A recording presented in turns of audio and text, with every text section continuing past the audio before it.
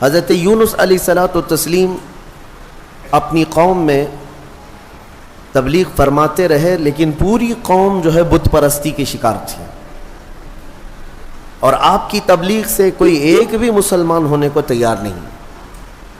یونس علیہ السلام مسلسل انہیں سمجھاتے رہے، اللہ تعالیٰ کی طرف بلاتے رہے۔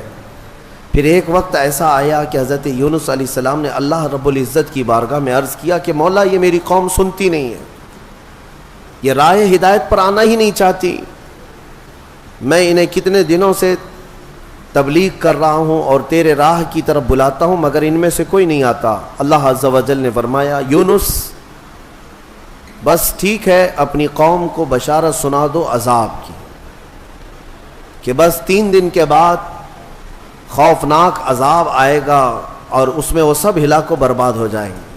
حضرت یونس علیہ السلام اپنی قوم میں آئے اور اپنی قوم سے آخری مرتبہ کہا کہ دیکھو، اللہ عز و جل کی طرف سے مجھے یہ وحی آئی کہ اب اللہ تعالیٰ اس بستی پر عذاب نازل فرمائے گا، اور ایسا عذاب کہ تمہارے ساری نشانیاں ختم ہو جائیں گی۔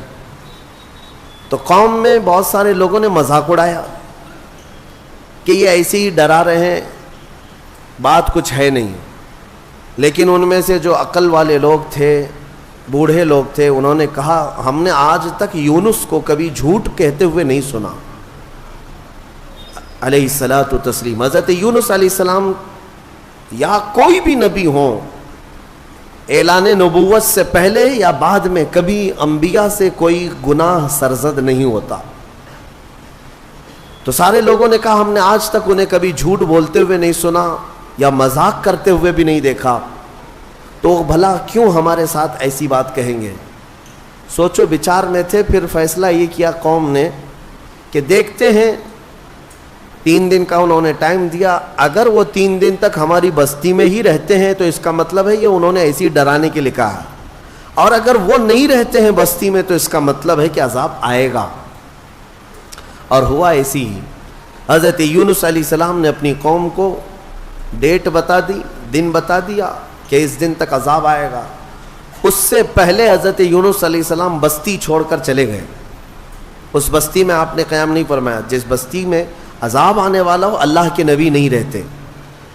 ہاں، جن بستیوں میں عذاب آیا ہے وہ نبیوں کے جانے کے بعد آیا ہے، نبی کے ہوتے ہوئے کسی قوم پر عذاب کبھی نہیں۔ ہاں، کہ نبیوں کو بھی اس عذاب میں آنا ہوا ہو، نہیں، ایسا نہیں ہے۔ حضرت یونس علیہ السلام پہاڑیوں میں چلے گئے۔ اب بستی کے لوگوں نے دیکھا 1 دن باقی تھا جو میعاد کا تھا، جو بتایا ہوا تھا۔ تو لوگوں نے صبح اٹھ کر کے دیکھا تو آسمان پر گھنے بادل چھائے ہوئے ہیں، ڈر کا ماحول ہے، اور پوری بستی میں ایک عجیب سی کیفیت طاری ہے، یعنی سناٹا طاری ہے اور ہو کا عالم ہے۔ آسمان پر گھنگور گھٹائیں چھائی ہیں اور ڈراؤنی شکل کی بادلیاں۔ تو لوگ ڈر گئے اور کہا، یونس علیہ السلام سچ کہتے تھے، اللہ کا عذاب آنے والا ہے، ہم جس بت پرستی میں تھے اس سے ہمیں توبہ کرنا ہوگا۔ تو سارے کے سارے لوگ اپنے اپنے گھروں سے نکل آئے، بچے، بوڑھے، جوان، مرد، عورتیں، سارے کے سارے میدان میں جمع ہوئے اور رونے لگے، گڑ گڑانے لگے، توبہ کرنے لگے اللہ کی بارگاہ میں۔ اور پھر سبوں نے مل کر کے کہا، اے رب ذوالجلال، ہم اپنے پرانے تمام بتوں کو ختم کرتے ہیں، تو ہی ہمارا خالق ہے، تو ہی ہمارا رب ہے، ایک تیری وحدانیت پر ہم یقین کرتے ہیں۔ اور اللہ رب العزت کی وحدانیت کے وہ قائل ہوئے، ایمان لائے۔ تو پھر اس کے بعد اللہ تبارک و تعالیٰ قرآن میں ارشاد فرماتا ہے، لما آمنوا کشفنا عنہم العذاب۔ جب وہ لوگ ایمان لے آئے تو اللہ تعالیٰ نے اپنا عذاب ان سے ہٹا لیا، جو عذاب آ چکا تھا وہ ٹل گیا۔ بہت کم ایسا تاریخ میں ملا ہے کہ عذاب آیا ہو اور ہونے سے پہلے پھر چلا گیا ہو، لیکن جب بھی عذاب ٹلا ہے تو وہ توبہ کی برکت سے ٹلا ہے۔ جب قوم توبہ کرتی ہے اللہ عذاب اٹھا لیتا ہے، عذاب کو دور کیا۔ آج ہم نے تلاوت کیا اس میں پارے میں۔ اب وہ بستی والے سارے کے سارے مومن ہو گئے، ایمان لائے، اور اس کے بعد یونس علیہ السلام تو تھے ہی نہیں بستی میں، انہوں نے دیکھا، رات کو وہ محسوس کر رہے تھے کہ عذاب آنے والا ہے، آنے والا ہے، دور بیٹھ کر کے آپ دیکھ رہے تھے، لیکن پھر دن گزرتے ہی عذاب ٹل گیا، آسمان صاف ہو گیا، تو حضرت یونس علیہ السلام کے دل میں یہ خیال گزرا کہ اب واپس اگر میں بستی میں جاؤں تو کہیں لوگ مجھے جھوٹا نہ کہیں، میں نے اللہ کے عذاب سے انہیں ڈرایا تھا اور دن بھی بتایا تھا، عذاب نہیں آیا تو کہیں لوگ مجھے جھوٹا نہ کہیں۔ اس لیے یونس علیہ السلام اپنی بستی میں جانے کی بجائے ایک لمبے سفر پر چل پڑے، اپنی قوم کی طرف نہیں آئے، انہوں نے کشتی میں سواری کی اور نکل پڑے۔ ان کا ارادہ تھا بہت دور دراز علاقے میں چلا جاؤں گا۔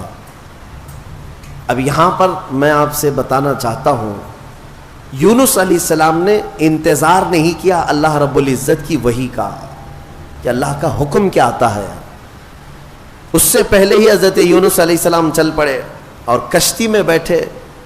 کشتی جب بیچ میں دریا میں پہنچی تو رک گئی، چلتی نہیں تھی، یا تو ہچکولے کھاتی یا تو ڈوبنے کے آثار نظر آتے ہیں۔ اور اس زمانے میں یہ مشہور تھا کہ اگر کسی کا بھاگا ہوا غلام کشتی میں سوار ہے تو کشتی آگے نہیں بڑھتی ہے، بیچ دریا میں پہنچ کر کے کشتی رک جایا کرتی، اس زمانے میں یہ مشہور تھا۔ تو جب کشتی بیچ دریا میں رکی تو لوگوں نے جو سوار تھے کہنا شروع کیا کہ لگتا ہے اس کشتی میں کوئی بھاگا ہوا غلام ہے، جس کی وجہ سے کشتی نہ آگے بڑھتی ہے اور بلکہ ڈوبنے جیسے آثار نظر آتے ہیں۔ حضرت یونس علیہ السلام نے ان سب کے سامنے کہا، ہاں میں وہ غلام ہوں جو اپنے رب سے بھاگ کر آیا، میں ہی ہوں، انتظار کیے بغیر آ گیا ہوں، لیکن آپ کی شرافت دیکھ کر کے لوگوں نے آپ کے ساتھ اچھا معاملہ کیا، لیکن ہوتا یہ تھا کہ جو بھاگا ہوا غلام ہے اسے اٹھا کر کشتی سے سمندر میں پھینکا جاتا تھا، تب کشتی آگے بڑھتی تھی۔ اب بیچ دریا میں ہے، لوگوں نے یہ کہا کہ نہیں، یونس علیہ السلام چہرے سے اتنے شریف ہیں، اخلاق کے اتنے اعلیٰ ہیں، یہ ایسا نہیں کر سکتے، لہٰذا کشتی میں بیٹھے ہوئے سارے لوگوں نے قرآن اندازی کی کہ جس کا نام نکلے گا اس کو سمندر میں ڈالا جائے گا، اس کو دریا میں ڈال دیا جائے گا۔ تو قرآن میں حضرت یونس علیہ السلام کا ہی نام نکلا، جب قرآن اندازی کی گئی ان کا ہی نام نکلا۔ پھر بھی کشتی والوں نے کہا دل نہیں مانتا ہے کہ اتنے اعلیٰ اخلاق والے، اتنے حسین چہرے والے کسی نیک آدمی کو دریا میں ڈال دیا جائے۔ پھر دوبارہ قرآن اندازی کی گئی، دوسری بار جب قرآن اندازی کی گئی تو پھر یونس علیہ السلام کا نام آیا، تیسری بار قرآن اندازی کی گئی پھر حضرت یونس کا نام آیا، تو مجبوراً سب لوگوں کا اتفاق ہوا، حضرت یونس علیہ السلام کو اٹھا کر کے دریا میں ڈال دیا گیا۔ یہ حضرت یونس علیہ السلام کا دریا میں جیسے ہی ڈالا جانا تھا، دریا میں موجود ایک بہت ہی بڑی قسم کی مچھلی نے منہ کھولا اور آپ کو نگل لیا۔ حضرت یونس علیہ السلام کو مچھلی نے نگل لیا۔ اب آپ مچھلی کے پیٹ میں چلے گئے، لیکن ایک بات یاد رکھیں، مچھلی کی غذا بن کر کے نہیں گئے تھے آپ کہ مچھلی نے نبی کو غذا بنا لیا ہو، لقمہ بنا لیا ہو، بلکہ مچھلی کو حکم تھا کہ یہ تیری غذا نہیں ہے، بلکہ یہ میرے نبی کی امان گاہ ہے، حفاظت گاہ ہے۔ اور مچھلی کے پیٹ میں یونس علیہ السلام گھنٹہ، 2 گھنٹہ، 3 گھنٹہ، دن، 2 دن نہیں، 40 دن تک رہے، 40 دن تک مچھلی کے پیٹ میں رہے، اور وہ دریا میں آپ کو لے کر گھومتی رہی۔ مچھلی کے پیٹ میں اندر رہنا کیا یہ ممکن ہے یا ناممکن ہے؟ میرے عزیزوں، آپ کو حیرت ہوگی، تھوڑا سا آپ مطالعہ کریں اور سرچ کریں تو آپ کو پتا چلے گا، آج کی دنیا میں بھی سائنس میں یہ ریسرچ سے ثابت ہوا ہے، 2 ایسے لوگ ملے جن کو ویل مچھلی نے نگل لیا تھا، ایک شخص 8 دن کے بعد باہر نکلا، ایک آدمی 3 دن کے بعد باہر نکلا، لیکن دونوں زندہ نکلے۔ یہ اس صدی کی بات کر رہا ہوں میں، اس زمانے کی۔ اور یونس علیہ السلام تو اللہ کے نبی ہیں، لیکن بات اتنی ہے کہ مولا جس کو جہاں چاہے محفوظ رکھے، یہ وہ قادر مطلق ہے۔ 40 دن تک اندر رہے، اس مچھلی کے پیٹ میں جو چیز ہوتی ہے وہ کیا ہوتی ہے؟ ایک راستہ ہوتا ہے، پھسلنے والا راستہ جو چربی کی طرح ہوتا ہے، اور اندر جانے کے بعد ایک بڑا گھر کی طرح سے اس کا پیٹ. بس یہ ہے کہ نرم ملائم گھر تو ہوتا ہے لیکن روشنی کہیں سے نہیں ہوتی، بالکل اندھیرا. باقی سب آرام کی چیزیں ہیں. زندگی کے لیے انسان کے مچھلی کے پیٹ میں بھی آرائش ہے یا اہتمام ہے، لیکن روشنی کا کوئی انتظام نہیں. یونس علیہ السلام اس اندھیری کوٹھری کے اندر یعنی مچھلی کے پیٹ کے اندر 40 دن بتائے، 40 دن. لیکن آپ کو میں بتاتا ہوں کہ یونس علیہ الصلوۃ والتسلیم مچھلی کے پیٹ میں جانے کے بعد مسلسل رب ذوالجلال کی بارگاہ میں دعا کرتے رہے کہ مولا تو مجھے معاف فرما دے، میں اپنی بستی سے جلد چلا آیا تیرے حکم کا انتظار کیے بغیر، مجھے تو معاف فرما دے. یہ دعا چلتی رہی یہاں تک کہ قرآن کہتا ہے وَظَنُّونِ إِذْ ذَهَبَ مُغَاضِبًا فَظَنَّ أَن لَّن نَّقْدِرَ عَلَيْهِ فَنَادَىٰ فِي الظُّلُمَاتِ أَن لَّا إِلَٰهَ إِلَّا أَنتَ سُبْحَانَكَ إِنِّي كُنتُ مِنَ الظَّالِمِينَ. رب تعالیٰ فرماتا ہے مچھلی والا، ذنون کہا گیا یونس علیہ السلام.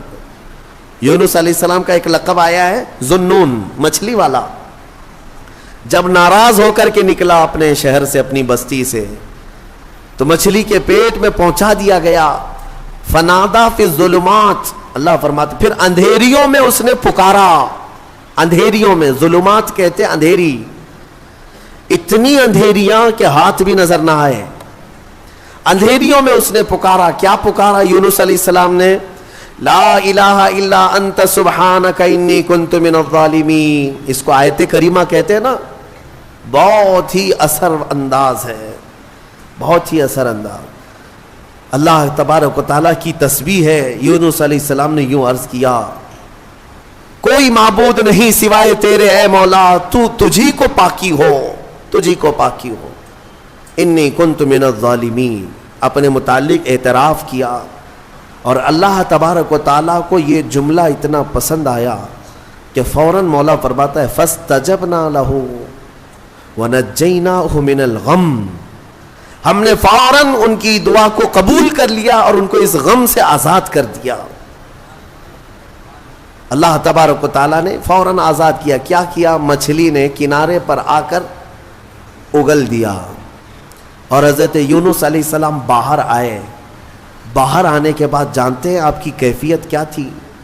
ساحل پر آپ لیٹے رہے ایسے کہ آپ ہاتھ بھی نہیں اٹھا سکتے تھے، پیر بھی نہیں اٹھا پاتے، اور جسم اتنا کمزور، اتنا نحیف ہو چکا تھا، پورا جسم سفید ہو چکا تھا، پورا جسم سفید. اور آپ 8 دن تک بے ہوش رہے وہیں ساحل پر، اور اس کے بعد 40 دن تک سوئے رہے وہیں پر، اٹھ نہیں پائے 40 دن تک. لیکن رب ذوالجلال نے وہاں پر آپ کا کیا انتظام فرمایا تھا؟ حدیث پاک میں بھی ملتا ہے آپ کے سر کے پاس اللہ نے کدو کی بیل پیدا فرمائی، کدو کی بیل.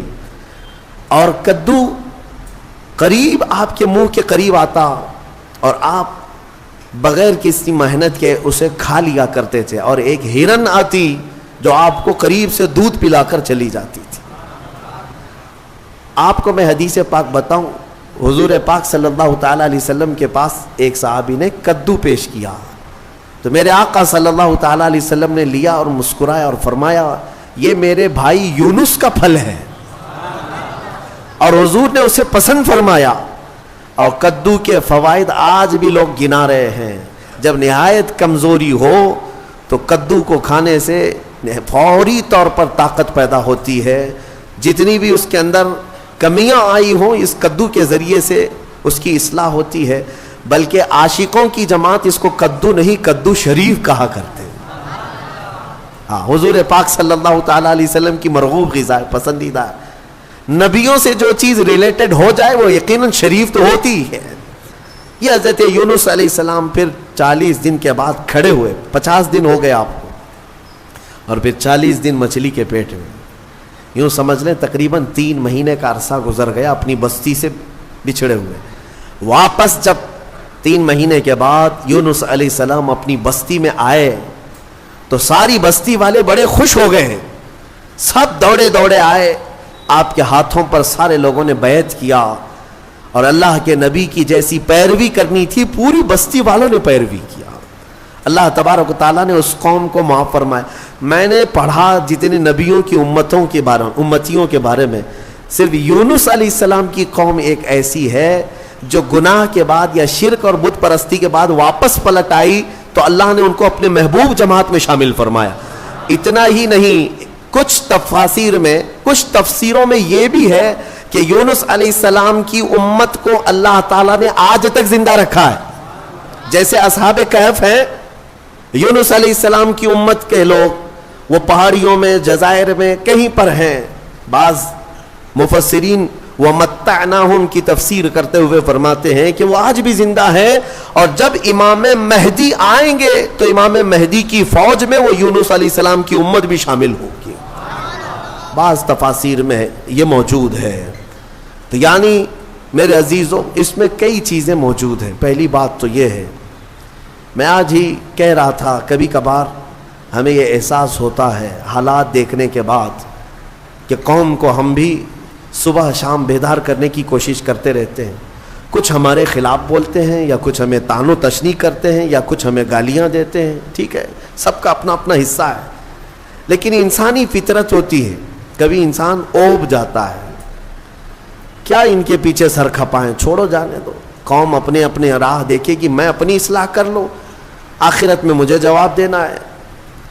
سچ بتاؤں, آج ہی میں کہہ بھی رہا تھا اس بات کو کہ کبھی دل کرتا ہے کہ یہ حالات جو آج ظالم بنا رہے ہیں, ایک بات دیکھ رہے ظلم کی ایسی نئی صورتیں یہ لا رہے ہیں کہ انہیں ہر چیز سے اب تکلیف ہونے لگ گئی. اذان سے, نماز سے, ٹوپی سے, داڑھی سے, برقعے سے, قرآن سے, اسلام سے, میرے نبی کے نام سے, کیا چیز بچایا گیا؟ ساری چیزیں دھیرے دھیرے. بلکہ آپ یہ بھی کام شروع کر دیا گیا کہ ادھر اذان ہو رہی ہو اور ادھر سامنے مسجد کے باہر کچھ شرپسند ناچ گانے کر رہے ہوں, وہ اپنی آوازیں بلند کر رہے ہوں. یہ شیطانی شرارتیں عروج پر آ رہی ہیں, تیز ہوتی جا رہی ہیں. ان حالات میں ہماری قوم کی ذمہ داریاں کیا تھیں؟ کیا یہ آپس میں گتھم گتھا رہے, علماء کی ٹانگ پکڑ کر کے کھینچے, ایک دوسرے کو قتل کرنے کے منصوبے بنائے؟ اسی لیے کسی نے کہا تھا کہ نشیمن سے دھواں اٹھتا ہے اور تم کہتے ہو ساون ہے. گھر کو آگ لگی ہوئی ہے, گھر جل رہا ہے, اور تم کہہ رہے ہو کہ ساون کا مہینہ چل رہا ہے. میرے عزیزوں, ان چیزوں سے اوپ کر کے کبھی ہم اگر یہ سوچتے ہیں کہ چھوڑو جانے تو, ہم جنگل کی طرف چلتے ہیں 2 بکریاں لے کر کے. میرے آقا صلی اللہ علیہ وسلم کی حدیث بھی ہے, وہ شخص اخیر زمانے میں اپنا ایمان بچا لے جائے گا جو چند بکریاں لے کر کے جنگلوں کی طرف چلا جائے گا. کبھی ہم یہ سوچتے ہیں, لیکن پھر سورہ یونس پڑھنے کے بعد یہ پتا چلتا ہے نہیں, اللہ کا حکم ہے کہ پھر قوم کو کس کے حوالے چھوڑ آئے تھے. اگر اس بات پر پکڑ ہو گئی, وہ اللہ کے نبی یونس علیہ السلام کو اللہ تبارک و تعالیٰ نے 40 دن مچھلی کے پیٹ میں اندھیریوں میں گزروایا, صرف اس لیے کہ وہ قوم کو چھوڑ کر کے آئے تھے. ہاں, علماء کو قوم کو چھوڑ کر جانے کی اجازت بھی نہیں ہے. بہرحال ہم دعا یہی کرتے ہیں کہ مولا تبارک و تعالیٰ کسی کے ذریعے سے امت مصطفیٰ کی اصلاح عطا فرمائے, انہیں ہدایت عطا فرمائے. میرے عزیزوں, دوسری بات مجھے یہ عرض کرنی ہے کہ قوم یونس شرک بھی کر رہی تھی, بت پرستی بھی کر رہی تھی, لیکن سچے دل سے ایمان لانے کے بعد آیا ہوا عذاب ٹل گیا. بدلیاں چھا چکی تھی, پورے آسمان پر نظر آ رہی تھی, وہ عذاب ٹل گیا. میں آج پھر سے یہی کہتا ہوں, اگر یہ ظالم مسلط کیے گئے ہیں تو یہ بھی اللہ کا ایک عذاب ہے, اللہ کا عذاب ہے. تمہارے سروں پر اگر نیچ قسم کے لوگوں کو مسلط کیا جا رہا ہے تو یہ عذاب ہے, اور عذاب ٹلنے کے لیے توبہ ضروری ہے. اجتماعی طور پر اگر آج بھی لوگ توبہ کی طرف آ جائیں اور سچے دل سے اپنے اخلاق اور اپنے اعمال کی اصلاح کر لیں, تو مجھے امید ہی نہیں بلکہ یقین ہے کہ مولا ان ظالموں کو کیفر کردار تک پہنچائے گا, اور پھر تمہیں کھویا ہوا وقار ضرور عطا فرمائے گا. بزرگوں نے ہمارے فرمایا ہے کہ ہمیں واپس ملے گی ساری چیزیں، لیکن شرط یہ ہے ان کنتم مؤمنین، تم سچے ایمان والے تو ہو جاؤ، حضور پاک صلی اللہ تعالی علیہ وسلم کے قدموں کی طرف تو آ جاؤ۔ اور سبوں نے جگہ جگہ کر کے تمہیں یہ پیغامات دیے ہیں، اٹھو وگرنہ حشر نہ ہوگا پھر کبھی، دوڑو کہ زمانہ چال اپنی چل گیا۔ بہت شارٹ ٹائم تمہارے پاس ہے اے میرے عزیزوں، لمیٹڈ پیریڈ میں تمہاری زندگی ختم ہونے والی ہے۔ مجھے کبھی کبھار یہ سوچ کر کے حیرت ہوتی ہے کہ ہمارے بچوں کا مستقبل کیا ہوگا، وہ کس قدر چیلنجز سے ان کی زندگی گزرے گی پتہ نہیں ہے۔ آج علماء کی کثرت ابھی بھی موجود ہے، جبکہ آج آپ کے حالات یہ ہیں کہ کوئی ایک بھی اپنے بچے کو عالم بنانا نہیں چاہتا، حافظ نہیں بنانا چاہتا۔ ختم ہو جائیں گے یہ، ختم ہو جائیں گے یہ، محرابیں خالی ہو جائیں، اذان دینے کے لیے کوئی ملتا نہیں ہے۔ اور یہ حدیث پاک میں ملتا بھی ہے، حضور پاک صلی اللہ علیہ وسلم نے ارشاد فرمایا کہ لوگ اپنی نمازوں کی امامت کے لیے ڈھونڈا کریں گے اور کوئی نہیں ملے گا، پھر لوگ جاہلوں کو اپنا سردار بنائیں گے، وہ زمانہ آئے گا۔ ان چھوٹے بچوں کا میں سوچتا ہوں کہ یہ کیسے چیلنجز سے ان کی زندگی گزرے گی۔ آج کتے بھونک رہے ہیں اور سر چڑھ کر کے ناچ رہے ہیں، انہیں نشہ ہے، غرور ہے، گھمنڈ ہے، تخت کا، طاقت کا، حکومت کا، اور آپ دیکھ رہے ہیں یہ کے بعد دیگر یہ ظلم کی نئی نئی داستانیں لکھنا چاہتے ہیں۔ جو چیز کبھی سنا بھی نہیں تھا وہ اب ٹاپک شروع ہو چکے ہیں۔ مسجدوں کی تاریخ نکالی جائے گی۔ میں آپ کو آج سے کئی سال پہلے کہتا تھا، آج پھر سے میں کہتا ہوں، یاد رکھنا بات یہاں تک بھی آئے گی کہ تمہارا کلمہ طیبہ بھی انہیں گڑنے لگ جائے گا، کلمہ طیبہ بھی تمہارا لا الہ الا اللہ کہنا ان کے لیے گڑنے اور چبھنے لگ جائے گا۔ پھر وہ اس بات پر بھی آئیں گے کہ تم ہمارے خداؤں کا انکار کرتے ہو۔ ظاہر سی بات ہے، کلمہ طیبہ ہے ہی بنیادی اس بات پر ہے۔ یہ ان حالات کی طرف میں صرف اس لیے بار بار تنبیہ کرتا ہوں کہ اگر آج ہم اپنے اخلاق اور اعمال کی اصلاح نہیں کریں گے تو کل کا آنے والا دن ہمارے لیے اور بھی اندھیریاں لے آئے گا، اور بھی سخت ترین ہوگا۔ بہرحال سورہ یونس کے اختتام ہو چکے۔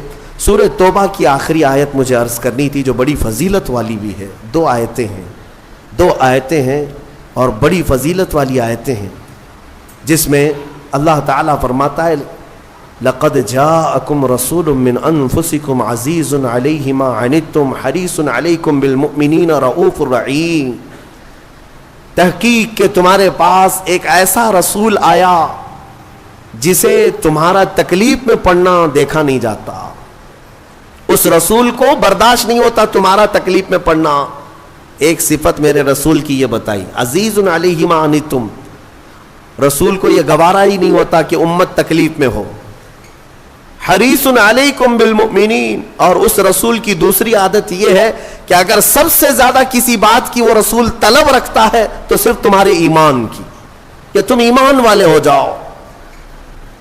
اور پھر تیسری چیز رب تعالیٰ فرماتا ہے رؤوف الرحیم، نہایت ہی نرم دل اور رحم کرنے والا شفیق رسول تمہارے پاس آیا۔ یہ تین صفات لے کر کے میرے مصطفیٰ تشریف لائے۔ میرے عزیزوں، آج پھر سے میں نوجوانوں کو بیدار کرتا ہوں، تمہیں پتہ ہے کہ تمہارے درد پر ہاتھ رکھنے والا کون ہے؟ آج تمہارا حقیقی مسیحا کون ہے؟ کون ہے جو تمہارے کرب کو، تمہارے غم کو سمجھ سکتا ہے؟ آج دنیا میں کوئی نہیں ہے جس کے سامنے جا کر ذکر کرو گے وہ مذاق اڑائے گا۔ تم اپنی غم کی داستان کسی کو سناؤ گے تو کل وہ چار لوگوں میں کہے گا دیکھا فلاں کیسی بلا میں مبتلا ہے۔ لیکن ایک ذات محمد الرسول اللہ کی ہے، میرے آقا صلی اللہ تعالیٰ علیہ وسلم، جن کی صفت ہی قرآن یہ کہتا ہے کہ تمہارا تکلیف میں پڑنا رسول کو دیکھا نہیں جاتا۔ ایک حدیث کا مفہوم میں بتا رہا ہوں، ایک حدیث کا مفہوم فرماتے ہیں میرے آقا صلی اللہ تعالیٰ علیہ وسلم کہ اگر کسی امتی کے تلوے میں کانٹا بھی چبھ جائے تو اس کے درد کا احساس حضور کو ہوتا ہے، حضور اس کا احساس کرتے ہیں۔ لیکن یہ امت کا کیا، کبھی رسول پاک صلی اللہ علیہ وسلم کی عزت کا بھی احساس نہیں رکھتی، ان کے ناموس کا، ان کی محبت کا خیال نہیں رکھتی۔ سب کو اپنی اپنی من مانی کرنی ہے, اپنی طبیعت کی سننی ہے, مجھے اپنی خواہشات پہ جینا ہے. حضور کیا چاہتے ہیں وہ کسی کو نہیں چاہیے آج. لیکن اس رسول کریم صلی اللہ تعالی علیہ وسلم نے اپنی پوری زندگی امتی امتی کہا یا نہیں کہا؟ ہر گھڑی امتی امتی کہا. معراج کی شب میں بھی جا کر کے میرے آقا نے اللہ کی بارگاہ میں یہی سوال کیا کہ مولا میری امت کی بخشش میرے حوالے فرما دے. معراج کی شب میں قبر کی گود میں بی بی آمنہ کے ہاں دودھ پینے کے ایام میں اور پھر مدینہ طیبہ کے احوال میں رسول کریم صلی اللہ تعالیٰ علیہ وسلم نے سب سے زیادہ یاد کیا ہم جیسے نکموں کو یاد کیا, ہم جیسے گنہگاروں کو یاد کیا, بلکہ رویا بھی کرتے تھے اپنی امت کی یاد میں. اعلیٰ حضرت فاضل بریلوی رضی اللہ تعالیٰ عنہ فرماتے ہیں اللہ کیا جہنم اب بھی نہ سرد ہوگا, رو رو کے مصطفیٰ نے دریا بہا دیے. کس بات پر رویا کرتے تھے؟ ماں عائشہ صدیقہ فرماتی ہیں کہ رات کو بستر پر سوئے ہوتے رسول پاک صلی اللہ علیہ وسلم, پھر اچانک بستر چھوڑ کر اٹھ جاتے, عبادت کے لیے کھڑے ہو جاتے. کھڑے ہوتے اتنا کہ فجر ہوتی, اور حضرت عائشہ فرماتی ہیں حضور کی پنڈلیاں سوج جاتی تھیں, میں کپڑے سے سینک سینک کر کے نرم کیا کرتی, اور کبھی اگر بجلی کڑکے باہر یا ابر چھا جائے حضور اپنے گھر سے باہر نکل آتے, ہاتھ پھیلا کر مولا کی بارگاہ میں دعا کرتے کہ مولا ان بجلیوں کو دور کر دے, اس ابر کو ہٹا دے. حضرت عائشہ فرماتی ہے میں پوچھا کرتی کہ میرے آقا آپ جب بھی بجلیاں کڑکتی ہیں ابر چھاتا ہے تو کیوں گھبراتے؟ آپ فرماتے اے عائشہ پچھلی امتوں پر جب بھی عذاب آتا تھا تو پہلے بجلیاں آتی تھیں پھر ابر چھاتا تھا, تو میں اسی بات کا خوف رکھتا ہوں کہ کہیں یہ ابر اور یہ بجلیاں میری امت پر عذاب نہ بن جائیں. میں اللہ کی بارگاہ میں دعا کر کے ان چیزوں کو ٹال دیا کرتا ہوں. کون ہے؟ اسی لیے اعلیٰ حضرت نے فرمایا تھا جو نہ بھولا ہم غریبوں کو رضا, یاد اس کی اپنی عادت کیجیے. اے سنی مسلمانوں, اگر حضور کو یاد نہ کرو گے تو پھر کس کو یاد کرو گے؟ نبی پاک صلی اللہ تعالیٰ علیہ وسلم کے متعلق ایک بات میں صرف اتنی کہہ دوں, رونگٹے کھڑے ہو جاتے ہیں, جسم میں کپ کپی طاری ہو جاتی ہے. وہ وقت جب آپ کا آخری تھا, ظاہری دنیا سے رخصتی کا وقت ہے, حجرہ عائشہ میں میرے آقا آرام کر رہے ہیں, بخار کی شدت ہے, ملک الموت اندر داخل ہوئے, حضور کی اجازت سے روح قبض کرنے آئے تھے. یہ سکرات کا جو وقت ہوتا ہے نا, نزع کا وقت بہت شدید ہوتا ہے. آپ ایکسپلین میں نہیں کر سکتا کہ وہ وقت کیسا ہوتا ہے, کیونکہ جو جھیلا ہے وہ پھر واپس آیا نہیں بتانے کے لیے. نزع کا وقت, اس میں انسان اپنے ماں باپ کو بھول جاتا ہے, پہچان نہیں پاتا اپنے بیٹوں کو بیٹیوں کو, حتیٰ کہ بعض نزع کی کیفیت اتنی سخت ہوتی ہے کہ اپنا نام بھول جاتا ہے, نہیں یاد رہتا, اپنے آپ کو بھول جاتا ہے نزع کے وقت. لیکن میرے مصطفیٰ کریم صلی اللہ تعالیٰ علیہ وسلم اس کیفیت میں جب نزع کا وقت تھا, ملک الموت قریب آئے تو کیا پوچھا جانتے ہیں؟ پوچھتے ہیں اے اسرائیل یہ نزع کا وقت بڑا سخت ہوتا ہے, بہت درد والا ہوتا ہے, بتا تو ذرا کیا میری امت کو بھی اس حالت سے گزارا جائے گا؟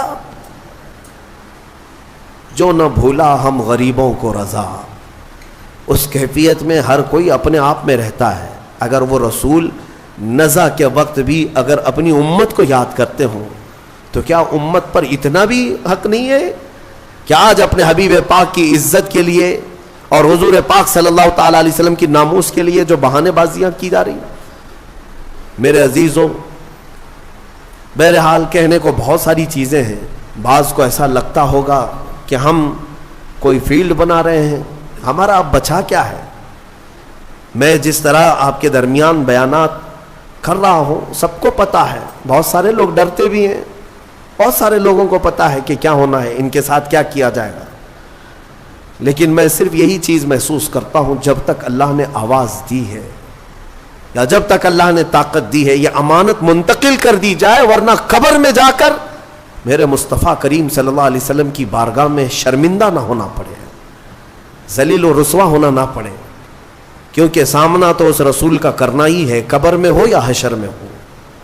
اگر رسول کریم صلی اللہ تعالیٰ علیہ وسلم نے پکڑ کر پوچھ لیا کیا تو اسی جگہ سے آیا ہے جہاں سے مجھے گندی گالیاں دی جاتی تھیں اور تو سن کر کے خاموش رہا کرتا تھا؟ ہمارے پاس جواب کیا رہ جائے گا؟ اے میرے عزیزوں، بات میں صرف اتنی عرض کرنا چاہتا ہوں کہ قرآن اس رسول کے بارے میں کہتا ہے عزیز علیہ ما عنتم، اس رسول کو تمہارا تکلیف میں پڑنا برداشت نہیں.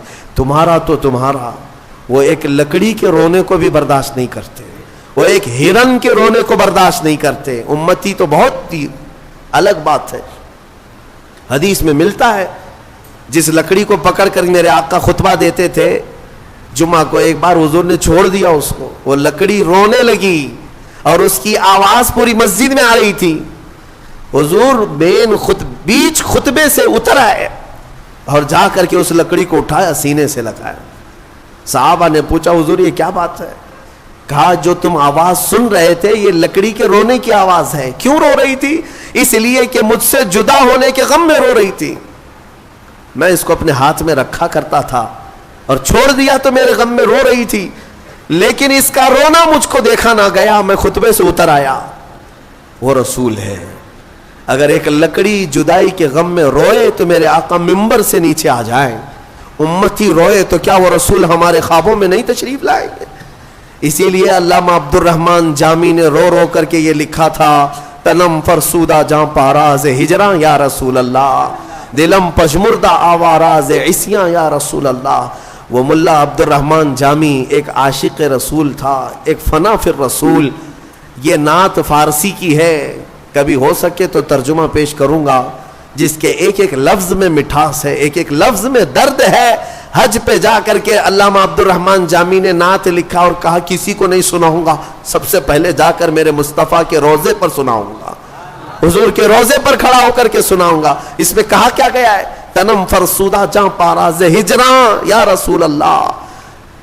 اے اللہ کے رسول، میرا جسم ٹکڑے ٹکڑے ہو رہا ہے اور میری جان پھٹ چکی ہے. کس بنیاد پر؟ آپ سے دوری اور آپ کی جدائی میں، آپ سے دوری اور آپ کی جدائی میں گناہوں کی وجہ سے میرا دل مرجھا رہا ہے. اے اللہ کے رسول کرم فرما دیں. اور پھر کہتے ہیں علامہ عبد الرحمن جامی، چسوئے من گزر آری من مسکین ناداری، فدائے نقش نالینت کنن جاں یا رسول اللہ. اے اللہ کے نبی، کبھی مجھ جیسے مسکین اور غریب آدمی کے گھر کی طرف آپ کا گزر ہو جائے. میرے پاس کچھ ہے نہیں، کوئی دولت رکھتا نہیں، اگر ایک بار مجھ مسکین کے گھر کی طرف سے آپ کا گزر بھی ہو جائے یا رسول اللہ، یہ عبد الرحمن جامی جہاں آپ کے قدم پڑیں گے اس قدم کے نقشے پر اپنی گردن قربان کرے گا. فدائے نقش نالینت کنن جاں یا رسول اللہ، میں اپنی جان وہاں پر پیش کر دوں گا جہاں جہاں آپ کے نالے پاک کا نقش پڑے گا. تو یہ نعت لکھ کر کے وہ پہنچے تھے. لیکن جانتے ہیں روایات یہ بتاتی ہیں کہ مکہ سے مدینہ جب جانے کا ان کا وقت ہوا عبد الرحمن جامی کا، میرے آقا صلی اللہ علیہ وسلم مکہ کے ایک گورنر کے خواب میں آئے، اس وقت جو شریف مکہ تھے، اور جامی کا حلیہ بتا کر کے کہا اس کو مدینے آنے مت دینا. دوسرے دن گورنر آئے، مدینے جانے والوں کو دیکھا تو عبد الرحمن جامی بھی جا رہے تھے، پکڑا، کہا آپ نہیں جا سکتے. سارا قافلہ چلا گیا. کیا گناہ ہے پتہ نہیں، اس گورنر کو بھی نہیں معلوم، لیکن روک دیا گیا. عبد الرحمن جامی روتے رہے. دوسرے دن انہوں نے سوچا یہ تو شاہی حکم ہے، درباری حکم ہے، مین راستے سے اب جانے نہیں دیا جائے گا. انہوں نے بہانے سے ایک اونٹ والے کو پیسے دے کر کہا تیرے اونٹ کے اوپر جو سامان لدتا ہے اس کی ایک گونی میں ایک تھیلے کے اندر مجھے سل دے اندر اور مدینے لے چل. مان لیا اس نے، تھیلے کے اندر اپنے آپ کو ڈال لیا، اونٹ کے سامان میں چھپ گئے، مدینے کے راستے پر نکل رہے تھے. مصطفیٰ کریم صلی اللہ علیہ وسلم سے کون سی چیز چھپی ہے؟ اس گورنر کے خواب میں میرے آقا تشریف لائے دوسرے دن اور کہا عبد الرحمن جامی فلاں اونٹ پر فلاں سامان میں چھپ کر مدینے آ رہا ہے، اسے روک دو. دوسرے دن گورنر گیا اور اسی اونٹ کی تلاشی لی، سامان میں وہ نکل آئے. کہا کہ میں نے کل آپ کو روکا تھا، آج پھر جا رہے ہو. آپ نے حکم عدولی کی، اس بنیاد پر آپ کو جیل میں ڈال دیا جائے گا. جیل میں ڈال دیا. گورنر کو یہ نہیں معلوم تھا کہ کس وجہ سے روکا جا رہا ہے. عبد الرحمن جامی جب جیل میں اندر تھے تو پھوٹ کر کے رونے لگے. ایک عاشق کے لیے سب سے بڑی گھڑی یہی ہے کہ اسے مدینے سے جدا کر دیا جائے، اس کی جان نکل جائے گی۔ یاد وطن ستم کیا دشت حرم سے لائی کیوں، اعلیٰ حضرت نے بھی یہی فرمایا ہے، پھر کے گلی گلی تباہ ٹھوکریں سب کی کھائی کیوں، دل کو جو عقل دے خدا تیری گلی سے جائے کیوں۔ مدینے میں اپنے گھر کی یاد آ جانا بھی اعلیٰ حضرت کہتے ہیں یہ ظلم ہے۔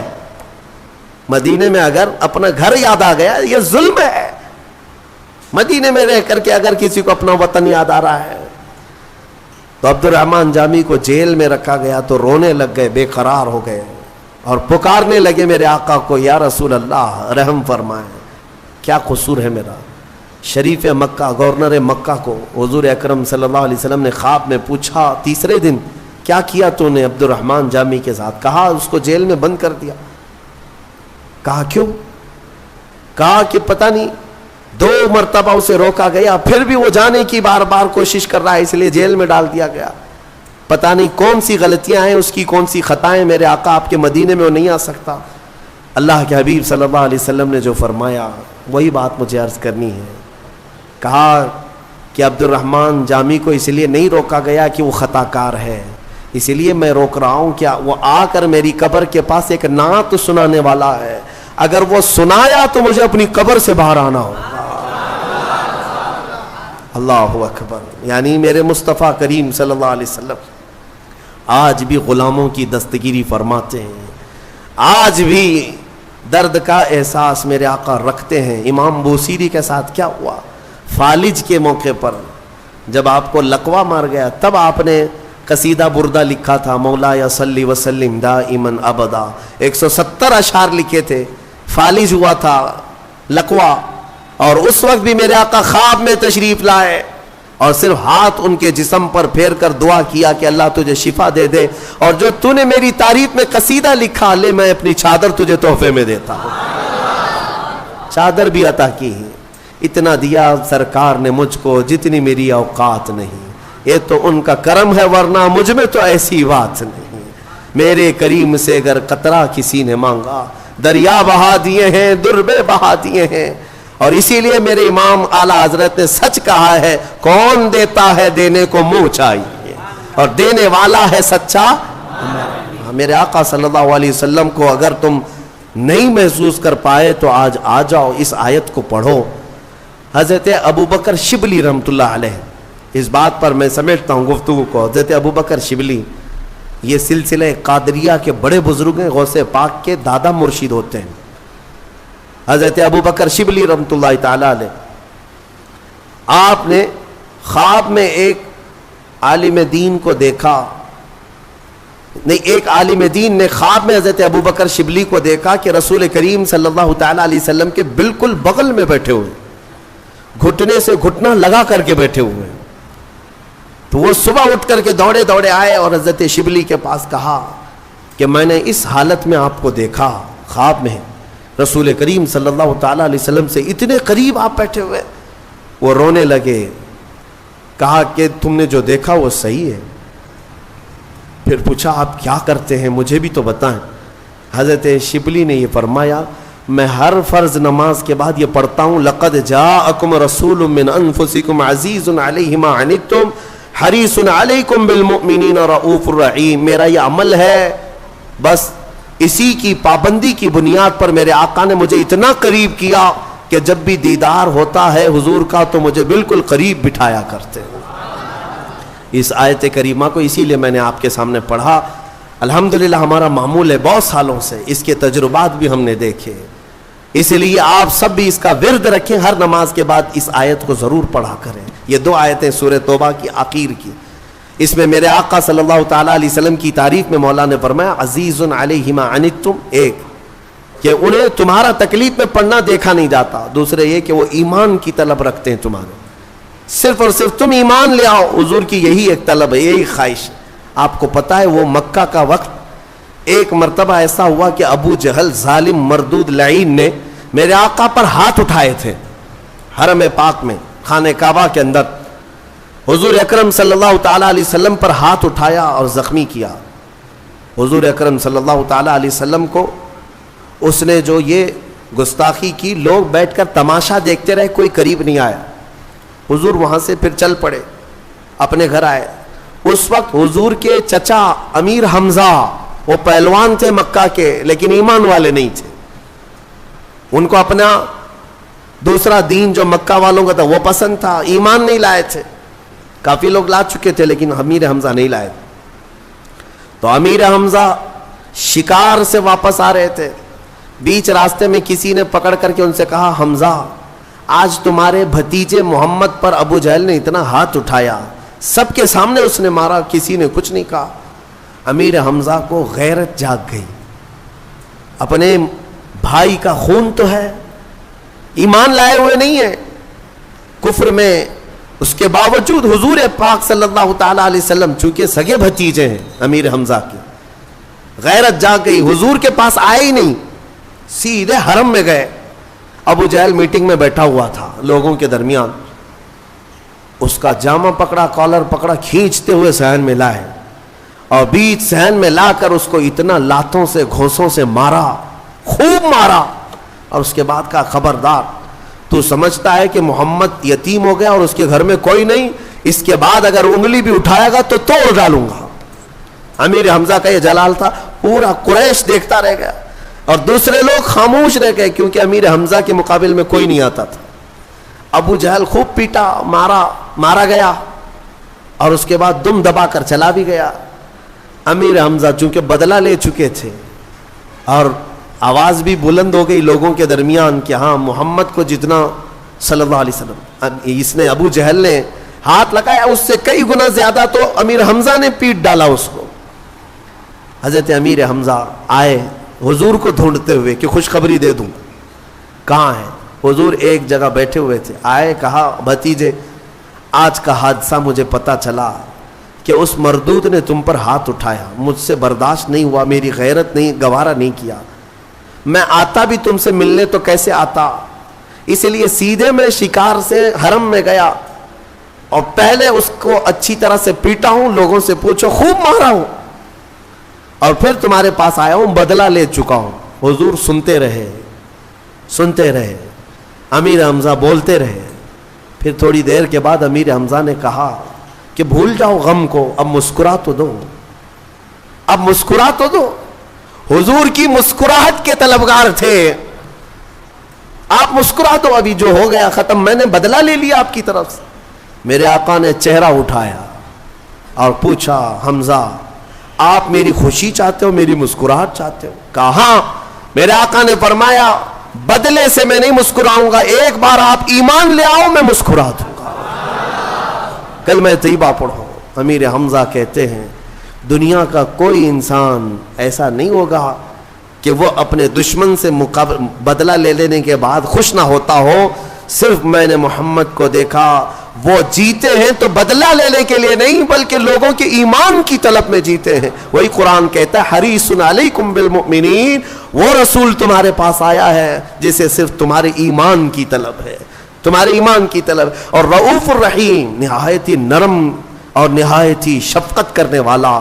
اسی لیے اعلیٰ حضرت کے کبھی اشعار پڑھو تو سمجھ میں آئے گا, وہ اتنا رحم کرنے والے رسول ہیں, اتنا رحم.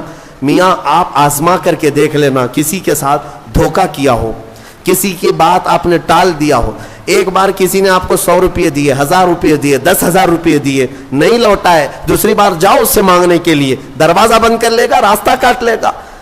ہاں اگر کسی کے ساتھ آپ کے جھگڑے ہو چکے ہوں, کیا پھر دوبارہ آپ اس کے سامنے جاتے ہیں؟ انسانوں کے حالات تو یہ ہیں, لیکن میرے مصطفیٰ کریم صلی اللہ علیہ وسلم کے رحم کا حال یہ ہے, رحم کا حال یہ ہے. اعلیٰ حضرت فرماتے ہیں, کر کے تمہارے گناہ مانگے تمہاری پناہ, اور تم کہو دامن میں آ, تم پہ کروڑوں درود. گندے نکمے کمی, مہنگے ہیں کوڑی کے تین, کون ہمیں پالتا, تم پہ کروڑوں درود. یا رسول اللہ, بے ہنر و بے تمیز کس کو ہوئے ہیں عزیز, بے ہنر و بے تمیز کس کو ہوئے ہیں عزیز, ایک تمہارے سوا, تم پہ کروڑوں درود. بخش دو جرم و خطا, تم پہ کروڑوں درود. میرے آقا صلی اللہ تعالیٰ علیہ وسلم کا ہی یہ رحم کا معاملہ ہے. امت 1000 گناہ کرنے کے بعد بھی ایک بار دربار میں آتی ہے تو میرے آقا اسے بلا لیا کرتے ہیں. آتا ہے فقیروں پہ انہیں پیار کچھ ایسا, خود بھیک دے اور خود کہیں منگتے کا بھلا ہو.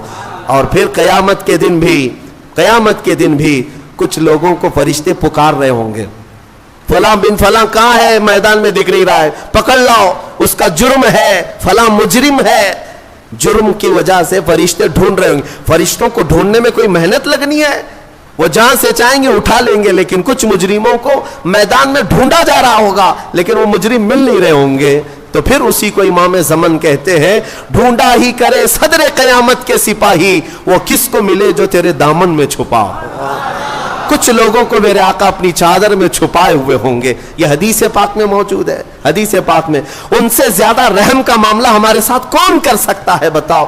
حضور صحابہ سے کہتے ہیں, تم قیامت کے دن مجھے اگر دیکھو گے تو کس حالت میں دیکھو گے؟ میرے آقا فرماتے ہیں, میری حالت یہ ہوگی کہ میرے کندھے پر چادر پڑی ہوگی, میری کندھے پر ایک چادر ہوگی, اور چادر کندھے سے کھسک کھسک کر گر رہی ہوگی. میں ایک ہاتھ سے اپنی چادر سنبھال رہا ہوں گا اور دوسرے ہاتھ سے اپنی امتیوں کو پکڑ رہا ہوں گا. عزیز بچے کو ماں جس طرح تلاش کرے, خدا گواہ ہے یہی حال آپ کا ہوگا. جیسے عزیز بچے کو ماں یہاں ڈھونڈتی ہے, کہاں ہے میرا بچہ, حضور اکرم صلی اللہ علیہ وسلم قیامت کے دن اپنی امتیوں کو ڈھونڈ رہے ہوں گے. جو رسول یہاں بھی رحم کرے اور قبر میں ہمارے پہنچنے کے بعد نکیرین سے پہلے ہی آ جائے اور پھر حشر میں ہماری سفارش کرے, تو اے سنی مسلمانوں بتاؤ, کیا اس رسول کی یاد کرنا ہم پر حق نہیں ہے؟ کیا ہم پر فرض نہیں ہے؟ ہمارے لیے یہی تو ہمارا عین شیوا بن جائے, ہمارا دستور العین بن جائے, زندگی کا ہمارا مین مقصد یہ بن جائے کہ دم میں جب تک دم ہے ذکر ان کا سناتے جائیں گے, دم میں جب تک دم ہے ذکر ان کا سناتے جائیں گے. اسی بات پر میں گفتگو ختم کرتا ہوں.